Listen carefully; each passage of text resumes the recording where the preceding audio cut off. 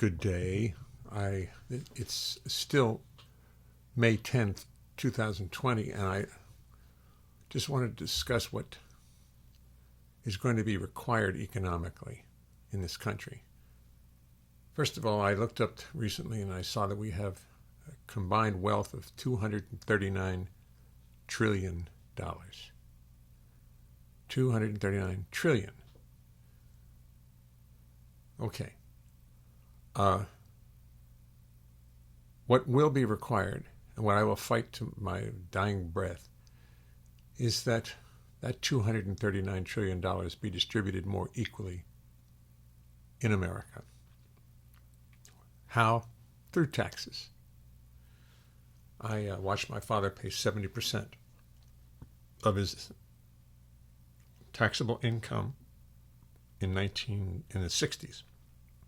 70%. Oh, he fought against it. And he cheated against it. And he paid for it. But you don't have to do that. I mean, there's so much wealth tied up in the hands of a few that they're simply going to have to give it up. And they should do it legally and without a resurrection, without an insurrection. Resurrection of the tax code is what we need. Without an insurrection. Taxes need to be higher. We simply have to make it, we have to run a true democracy and a socialist. We have to be socialistic. We have to do it. This particular problem that we're having now with the coronavirus necessitates that we take care of our people. That the rich, not be so rich. They'll still be richer than everybody else. Don't worry, the rich will still be richer than everybody. A guy with $5 billion may find himself with $2 billion. And I know that's a sacrifice, but that's probably what's going to happen. A person who makes $500,000 and cuts it down to $250,000 and then pays 20%, 100,000, 50,000. Well, may find himself paying 80,000 or 100,000. Then he'll have to eke by on $150,000 after he's made all his deductions. There have to be higher taxes because and for right now we've got to support people as much as we can. As much as we can. We've got to make sure that everybody gets money. The economy won't die because of it. Yes, we'll create a big hole. We owe whoever it is we owe the money. A Federal Reserve, is that who? I don't quite understand how we create all this money. And but we'll pay it back if the economy's really good. I mean, we just need some real imagination. And what stops people is I think they just don't want to give up their current mode of income. The oil producers don't want to stop producing oil, just like Xerox didn't want to become a digital company. Not Xerox, Eastman Kodak.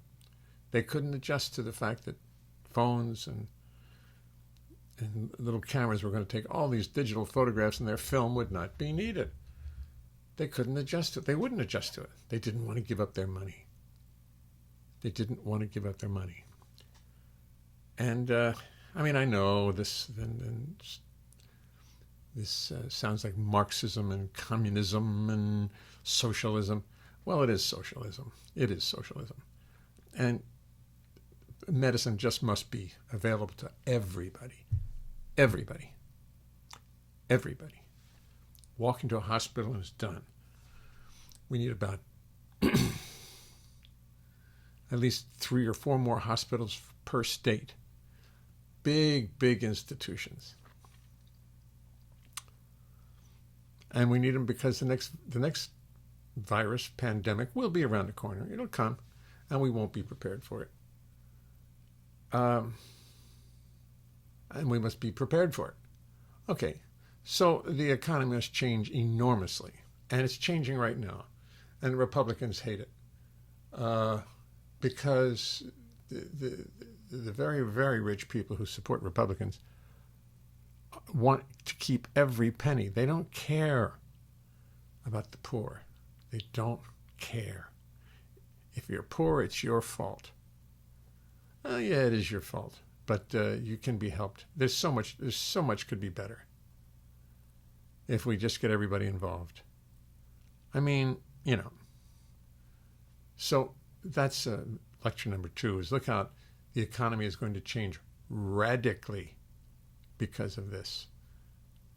And we've got to keep sending money out to the poor, or the people who have lost their jobs. And I know people personally who have lost their jobs, musicians who somehow don't get calls anymore. But that's the least of it. That's the least of it. All the stores on Broadway in my neighborhood are in great danger. We've got to help them. And the country is quite rich enough to do this. But we just have to find the will to do it. And I think we will. I think we will. May 10, 2020. Thank you.